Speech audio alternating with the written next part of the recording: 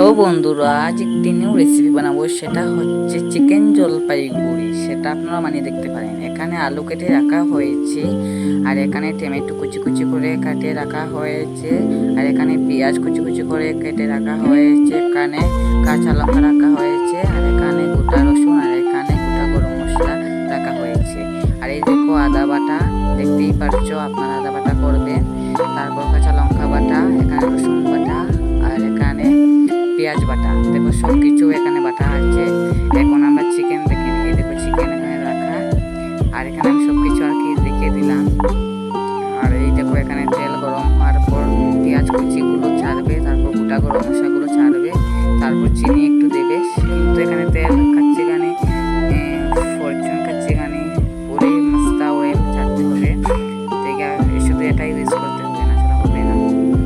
তো দেখো এখন হচ্ছে চিকেন রাখা,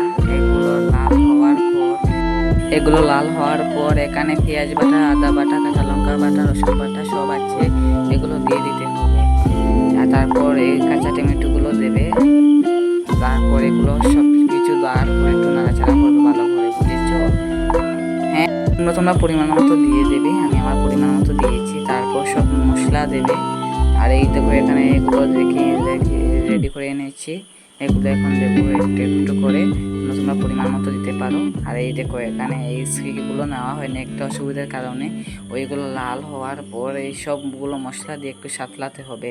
সাতলানোর পর একটু চিকেন ছাড়বে, তোমাদের পরিমাণ মতো চিকেন ছাড়বে, মশলা দেবে, হলুদ মরিচ জিরা নুন, আর আলু ছাড়বে। আলুগুলো যেগুলো বেজায় রেখেছিলাম সেগুলো ছাড়তে হবে। তারপর পুরো আর কি তোমার চিকেন জলপাইগুড়ি তৈরি হয়ে যাবে। দেখো কি সুন্দর হয়েছে।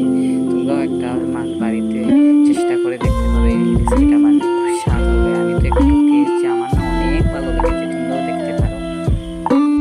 দেখছো কি সুন্দর হয়েছে। আহা, দেখে মনে হচ্ছে কি এগুলো যদি সব পেতাম সবই খেয়ে নিতাম। আহা, তারপর গরম মশলা গুঁড়ো করে ছেড়ে দিয়ে তারপর শেষ।